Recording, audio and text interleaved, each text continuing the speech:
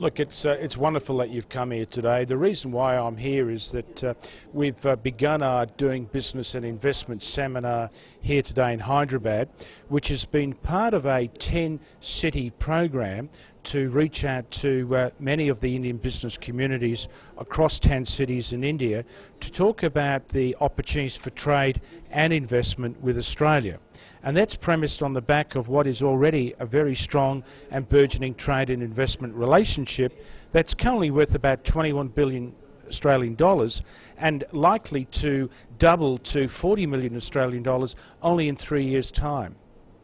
We believe that there's tremendous opportunities for even greater trade and investment between Australia and India, and the reason for that is that there's a very good common understanding about doing business on both sides of the Indian Ocean. Our role, of course, at the Australian Trade Commission is to facilitate that trade and investment between Australian and Indian companies, and we see it happening in many core areas: in the mining and services sector, in infrastructure, in food and beverage and agribusiness, in education, and of course in advanced manufacturing and technology.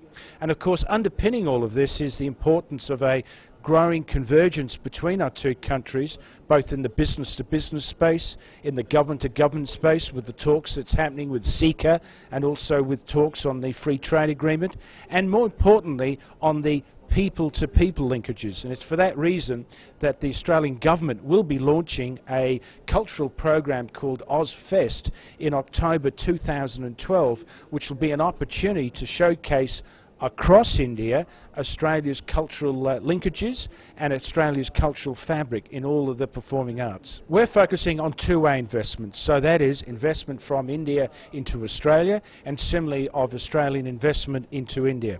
We're also focusing on trade, and that is the trade of products and services from Australia into India. When we talk about investment from India into Australia, that's been principally focused in the mining sector, and the reason for that has been to address the concerns of energy security, which India greatly demands as part of its economic growth and moving forward.